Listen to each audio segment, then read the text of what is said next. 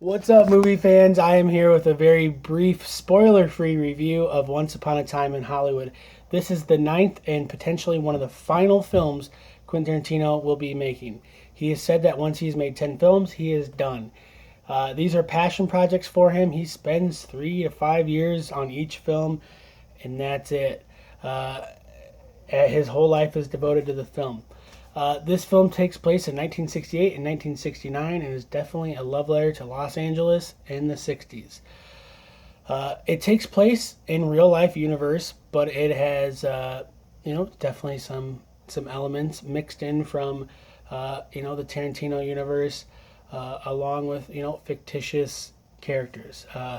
You know, uh, Leonardo DiCaprio portrays a television actor best known for, being the best bad guy in the business. Uh, Show after show after show, and an occasional movie, he is known as being the best television bad guy there is. His career is kind of at a plateau. It's not quite going downhill, but it's borderline. Along with his stuntman turned best slash only friend, Brad Pitt's character, this film generally revolves around them. About 80% of the film, I'd say. Brad Pitt's character is someone who is there for him no matter what.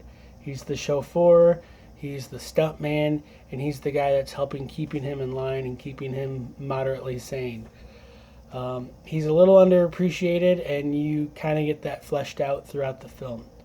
Like I said, I'm going to try not to give any spoilers away. It also takes place with the Manson family, the genesis of this family, from a compound to that unfortunate night. Mixed in with Roman Polanski, Sharon Tate, Margot, who was portrayed by Margot Robbie. We are given a slight glimpse into that.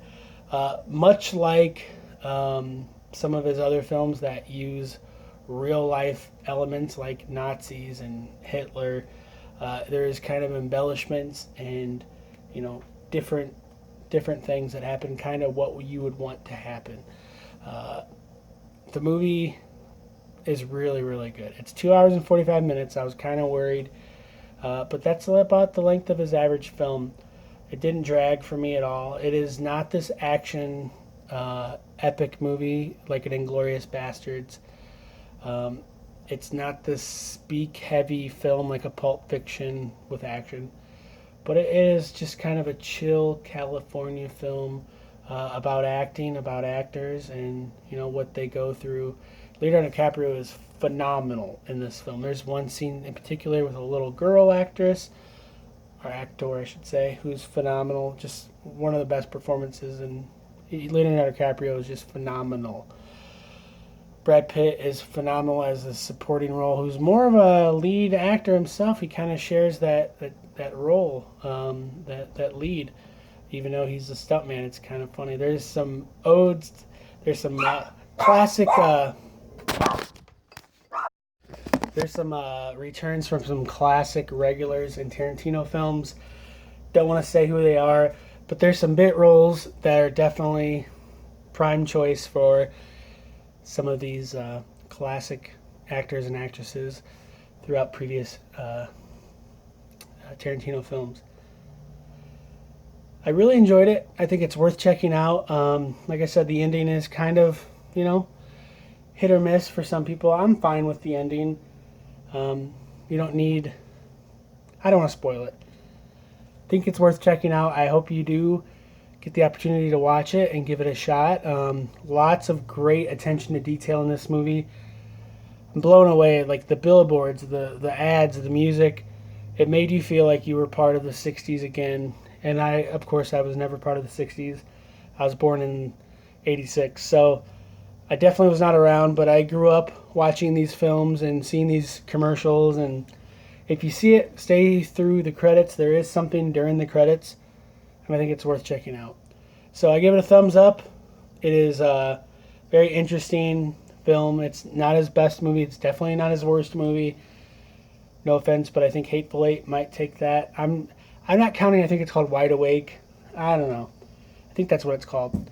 But that might be his worst. But it's a fine movie. It's, expertly acted.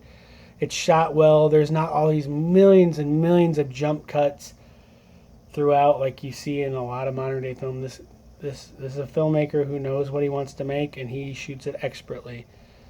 Yeah, let me know what you guys think. What do you think his next movie is going to be? Do you think he's going to do Kill Bill Volume 3? Do you think he's going to do an R-rated Star Trek? Let me know. And if he does do a Star Trek, is he going to keep the cast? Because I think the cast is doing pretty well. Leave a comment and let me know what you think of this movie and what you liked, what you didn't like. And hey, I just want to show you my new shirt. I got it at a store, so I don't have a coupon code for it. If you want to use a coupon code, London Hawthorne, you can go to onceuponatea.net or riptapparel.com. onceuponatea.net or riptapparel.com and use my coupon code London Hawthorne. That's my username as your coupon code. You save a couple bucks when you're checking out. Thanks so much for watching my video, and have a great day. Watch some movies. Watch this movie. Have a great day. What's your favorite Tarantino movie?